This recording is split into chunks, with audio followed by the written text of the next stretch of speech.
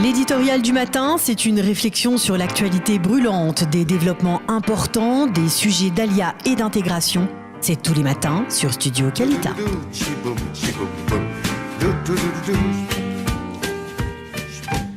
Raphaël Yerushalmi, shalom, bonjour, Boker Tov. Merci d'être avec nous ce matin sur Studio Kalita. Je rappelle à nos auditeurs que vous êtes spécialiste des services de renseignement militaire israélien, expert militaire et expert en particulier sur la chaîne I24 News. Et avec vous, je voudrais que nous parlions ce matin de cette très vive tension le long de la frontière entre la bande de Gaza et l'État d'Israël. Après on va dire cette explosion qui s'est produite donc le long de la frontière et qui a blessé 4 soldats. La réponse très forte de l'armée israélienne à 2 reprises, plusieurs dizaines de cibles ont été frappées par les appareils de l'armée de l'air israélienne. Alors, la question, est-ce qu'il y a des raisons véritables à ce regain de tension, ou alors c'est presque par hasard? Si d'habitude on accuse les mouvements parallèles au Hamas, djihad islamique, au mouvement salafiste, de vouloir semer la zizanie ou de mettre de l'eau dans le gaz entre Gaza et Israël, il y a de toute façon une permissibilité du Hamas. Israël tient le Hamas pour responsable de tout ce qui se passe dans la bande de Gaza, qui est sous contrôle dictatorial absolu. Donc, même si c'est le djihad islamique ou un autre organisme qui a perpétré cet attentat contre les soldats israéliens, le Hamas est responsable. Le Hamas, c'est celui qui fournit l'infrastructure nécessaire à tout fonctionnement de tout autre mouvement terroriste dans Gaza. Et donc, la réponse israélienne est ferme, décisive, et cette fois-ci, un petit peu comme ça s'est passé il y a quelques jours dans le Nord, peut-être un peu plus sévère que d'habitude. Il y a, je pense ici, une lassitude des services de sécurité de l'armée, du gouvernement, face à cette continuité des attentats, des attaques qui sont en plus gratuites, car on ne voit pas très bien qu'est-ce qu'on entendait prouver par là. Est-ce qu'on a fait cela parce qu'il y a en ce moment Benjamin Netanyahu qui ce matin doit donner son discours à Munich à la conférence de la sécurité? Est-ce qu'on a fait cela parce qu'il y a soi-disant une atteinte de nouveau au mont du Temple à Jérusalem avec la construction d'un édifice de sécurité? Toutes les excuses sont possibles et imaginables. Une chose est certaine, il y avait là une nouvelle façon d'opérer qui était très dangereuse, comme on l'a vu pour les soldats. C'est ça. Alors, Raphaël, il faudrait peut-être expliquer à nos auditeurs, parce que c'est difficilement compréhensible, lorsque le déroulé de cet incident grave, ce drapeau a été planté par des Palestiniens à proximité de la frontière entre Israël et la bande de Gaza, mais dans une zone où l'armée israélienne patrouille, n'est-ce pas? C'est-à-dire que c'était véritablement, cela peut être considéré, comme l'ont dit certains responsables, c'est comme une sorte d'appât de la part des Palestiniens pour attirer les soldats israéliens, parce que c'est pas la première fois que cela se produit. C'est-à-dire régulièrement les Palestiniens s'approchent de cette frontière, n'est-ce pas? Oui, là, il va falloir voir quelle enquête l'armée va mener, que ça le résultat de cette enquête, car il y a problème. Je pense que cet incident aurait pu être évité, aurait pu être géré d'une manière différente. Et comme vous avez tout à fait raison de dire que ce n'est pas la première fois, que ce drapeau planté là, c'est évidemment un piège, c'est pour attirer les soldats vers ce drapeau, et on aurait peut-être, je ne veux pas juger car je n'ai pas les éléments en main, mais pu prendre d'autres précautions.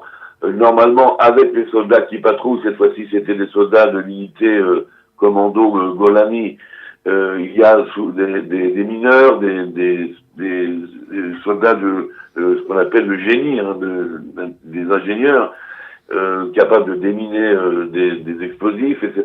Donc, je ne sais pas comment l'ordre a été donné d'aller effectivement s'approcher de cet objet qui est suspect d'emblée.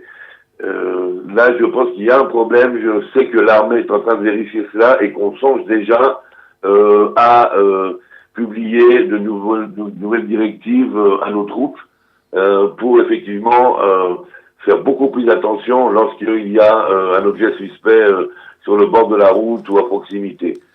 En plus, il y a évidemment l'inquiétude de qui et comment est-on venu planter ce drapeau, et donc de personnes qui ont réussi donc à s'infiltrer dans une zone qui est effectivement sous haute surveillance militaire, mais qui aurait quand même réussi donc à venir poser l'objet et s'en aller. Il y a là quand même pas mal de questions que l'armée doit se poser, vérifier, et comme je vous le dis, on va sûrement avoir de nouvelles directives. En attendant, évidemment, la représaille doit être extrêmement sévère. Il faut absolument condamner très très sévèrement tout acte qui a pour résultat de blesser et presque tuer nos jeunes soldats. Alors, donc bien entendu, il y a une riposte qui vise à dissuader donc le Hamas ou on va dire les organisations terroristes dans la bande de Gaza de poursuivre ce genre d'action.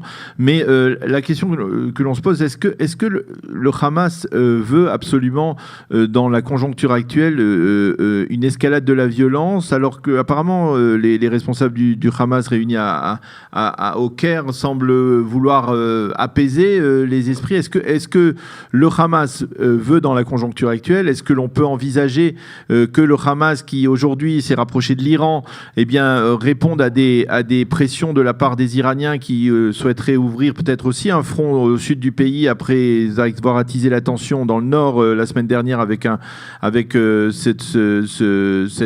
missile envoyé ce drone envoyé en direction du territoire israélien. Est-ce qu'il y a on peut retrouver l'empreinte de l'Iran là aussi à votre avis ou pas? Alors, il ne fait aucun doute que l'Iran est en train de préparer, comme vous l'avez dit, un front sud, de même qu'il prépare le front nord avec le Hezbollah. Il est évident que il donne au Hamas les moyens financiers et techniques de continuer son combat contre Israël. Est-ce que le Hamas est vraiment prêt à un nouvel affrontement ou est-ce qu'il prépare le prochain round? Moi, je dirais qu'ils ne sont pas encore prêts et que donc ils préfèrent ne pas mener une escalade à ce stade-ci du processus qui nous emmène petit à petit vers un conflit effectivement, tout en déstabilisant, tout en chauffant la région, mais d'un autre côté. Et c'est un petit peu le double langage qui est obligé de mener le Hamas. Il faut quand même qu'ils montrent qu'ils fassent quelque chose. Voilà. Donc, si vous voulez, il faut qu'ils justifient leur salaire de terroristes et les fonds qui leur sont versés pour attaquer Israël. Et donc, il y a un double langage qui est mené par le Hamas en parlant d'apaisement au Caire et en nous attaquant sur le terrain. Mais c'est un double langage presque forcé et dans lequel même le Hamas ne se retrouve pas. Alors le Hamas a une façon de dire les choses en disant bah oui, non mais c'est la branche armée, nous la branche politique, nous sommes pour le calme, mais il y a des éléments à contrôler de la branche armée. C'est évidemment, il nous joue la comédie médiatiquement, politiquement. Il y a tout simplement le fait que beaucoup, on voit cela avec Al-Qaïda et d'autres organismes terroristes, surtout dans le Sinaï. À un moment donné ou à un autre, vous touchez de l'argent, du Qatar, de l'Iran, peu importe, vous devez quand même montrer que vous faites une sorte de travail. Vous faites le travail, vous êtes un organisme terroriste, donc vous attaquez, vous blessez des civils ou des soldats israéliens, mais ça ne veut pas dire que vous êtes intéressé à un conflit généralisé. Alors voilà, et ça, de son côté, nous sommes un petit peu par-delà la dissuasion déjà. Je pense que nous sommes effectivement déjà en conflit de basse intensité et que la riposte d'hier a été déjà beaucoup plus que dissuasive. C'est vraiment sur la liste noire des objectifs à détruire dans Gaza, justement pour diminuer la puissance de tir de Gaza en cas de conflit. Ça, elle a fait un peu le ménage, je dirais, un nettoyage. C'est par-delà la dissuasion, c'est déjà une opération d'ordre stratégique et tactique à la fois, par-delà donc la dissuasion qui est déjà une préparation au conflit lui-même. Eh bien, merci beaucoup Raphaël Yerushalmi de nous avoir éclairé sur cette tension très vive dans le sud du pays après ce Shabbat très mouvementé. Merci d'avoir été avec nous ce matin sur Studio Kalita et bonne journée, Shavua Tov. Shavua Tov. Merci beaucoup. L'éditorial du matin, c'est une réflexion sur l'actualité brûlante, des développements importants, des sujets d'Alia et d'intégration. C'est tous les matins sur Studio Kalita.